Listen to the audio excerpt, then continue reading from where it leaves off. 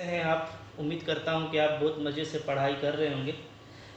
देखिए, आज हम लोगों का जो नेक्स्ट वीडियो है उसमें हम जो फर्स्ट चैप्टर है एनसीईआरटी की एक्सरसाइज 7.1 उसको डील करने जा रहे हैं। और उसमें जो क्वेश्चन दे के रखा है, पहला क्वेश्चन वो है by method of inspection find the anti derivatives. Okay, तो बाय मेथड ऑफ इंस्पेक्शन है, तो जैसा कि इसका नेम है वो आपको समझ में आ रहा है कि इंस्पेक्शन का मतलब क्या होता है, ढूंढना। ओके, खोज, कोई नया खोज करना। तो हमारे पास जो नोन है तो इसको नोन टू अननोन टेक्निक भी कहते हैं, यानी जो हमारे पास पहले से पता है, जैसे हम डेरिवेटिव पहले से जानते हैं। ओके, तो हम डेरिवेटिव से इंटीग्रल को फाइंड आउट करेंगे। ओके, तो ये बस आपको सिखाने के लिए ये क्वेश्चन दिया हुआ है, वरना मतलब हमको आगे चल करके इंटीग्रेशन जो हमारा फास्ट मेथड होगा हम उसी से करेंगे। ओके, फिर भी देखते हैं, आइए, हर क्वेश्चन का मज़ा लेना चाहिए। क्या है हमारे पास जो फर्स्ट क्वेश्चन है वो है sign 2x। Okay, sign 2x का एंटी डेरिवेटिव फाइंड कीजिए। तो देखिए, आप इसका डेरिवेटिव में सोचिए कि साइन का डेरिवेटिव कहाँ से मिलेगा।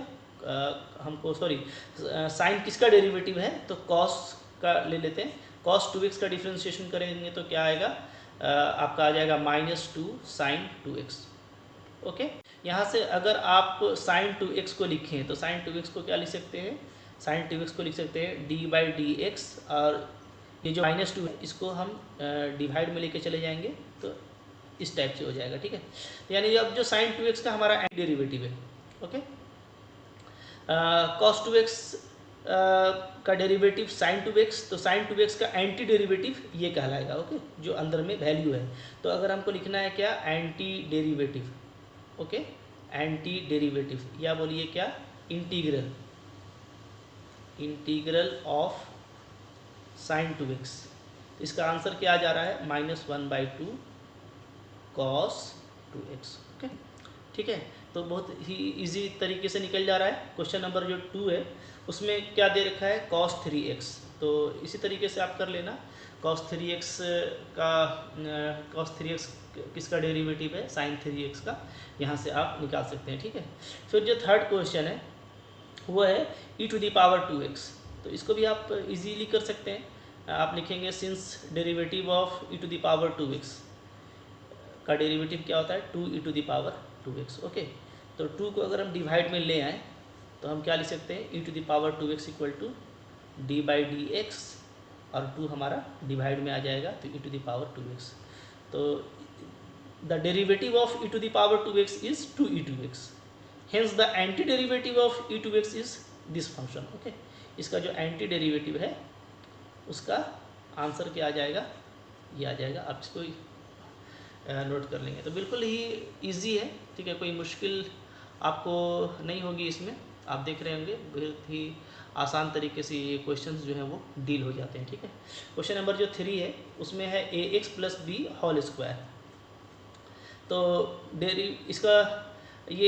इसका एंटी डेरिवेटिव निकालना है। तो हम अगर डिफ्रेंशिएशन से चलना चाहते हैं तो हम एक पावर बढ़ा करके लेंगे, क्योंकि आपको पता है कि डेरिवेटिव करने से पावर क्या होता है, कम होता है। ठीक है, इसका डेरिवेटिव क्या आएगा, 3ax + b², और जो कांस्टेंट है a वो भी हमारा बाहर निकल जाएगा। ओके, तो ये हमको मिलने वाला है।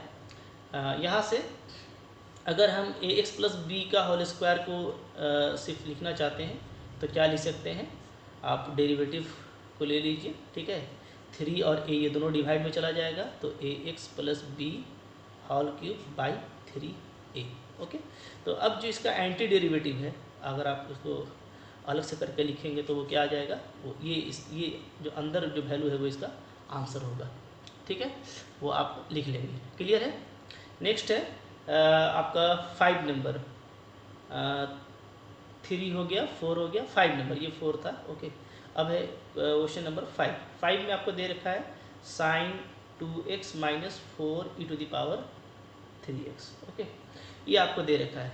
तो हम लोग क्या करेंगे, बारी बारी से sin 2x का और 4e⁻3x का, इन दोनों का एंटी डेरिवेटिव निकाल लेते हैं। ओके, तो आप पहले निकालेंगे ऐसे, anti derivative of sin 2x।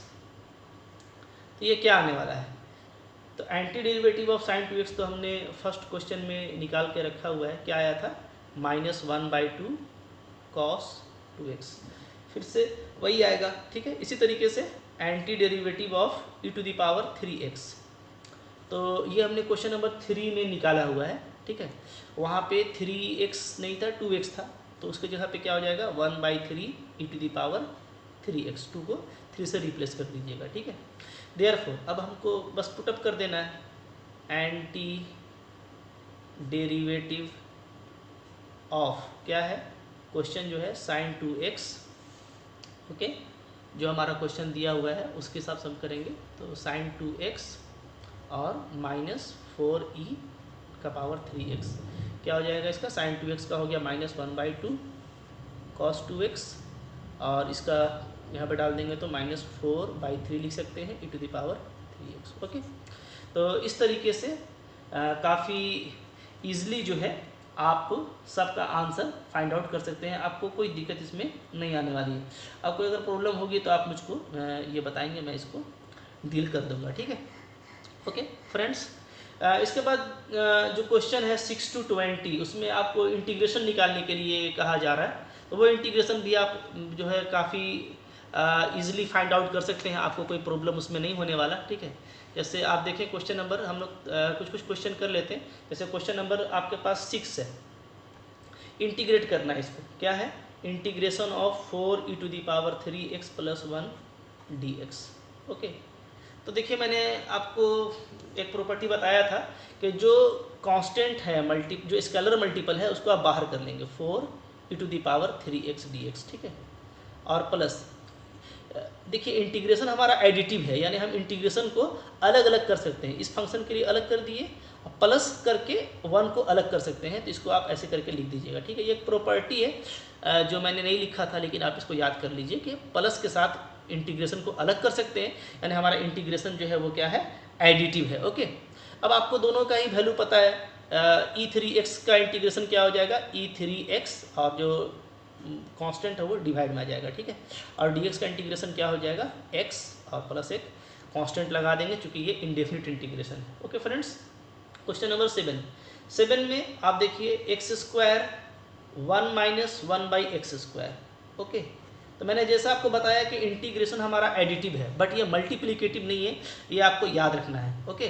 तो हम मल्टीप्लिकेशन इंटीग्रेशन का नहीं कर सकते कि इसके साथ लगा दें, इसके साथ लगा दें, ऐसा अलग अलग हम मल्टीपल में नहीं कर सकते, ओके। तो यहाँ पे तरीका क्या होगा कि यहाँ पे पहले हम लोग इंटरनल मल्टीप्लिकेशन कर लेते हैं, ठीक है। यानी x² को 1 से करेंगे तो x² आ जाएगा, फिर -1/x² को x² से कीजिएगा तो सिर्फ -1 मिलेगा, क्लियर है, ठीक है। अब आप जैसे ऊपर में अलग किए थे, चाहे तो दोनों को अलग कर सकते हैं और एक साथ भी कर सकते हैं। x² का इंटीग्रेशन क्या आएगा, मैंने फास्ट आपको बतलाया था कि डायरेक्ट आप करो कि पावर 3 ऊपर भी और नीचे भी 3 एक बढ़ जाएगा, ठीक है। फिर 1 के साथ dx को लगाएंगे तो इंटीग्रेशन क्या आएगा, सिर्फ x आने वाला है प्लस c, ओके फ्रेंड्स, ठीक है। इसके बाद क्वेश्चन नंबर 8, तो 8 भी इजी क्वेश्चन है, आपको मैं उसके लिए हिंट कर देता हूँ। आप 8 को बनाएंगे, कुछ क्वेश्चन आप भी करेंगे तो आपका प्रैक्टिस होगा, आइडिया आपका बढ़ेगा कैसे करना है, ax + bx + c।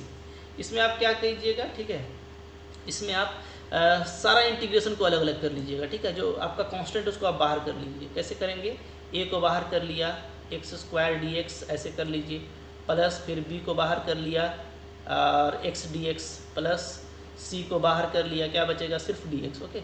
अब सारे ही फार्मूलाज को आप जानते हैं, जैसे अगर आप देखें कि x² का क्या होता है फार्मूला हमारा, तो x² का होता है हमारा ax³/3, okay, plus b, x का क्या हो जाता है x²/2, c dx का सिर्फ क्या होता है x, एक कांस्टेंट लगा दीजिएगा, c दिया हुआ तो d लगा दीजिए, ठीक है। इस तरीके से इसका भी आंसर आपका निकल गया, ओके। तो काफ़ी आसानी से आप निकाल सकते हैं।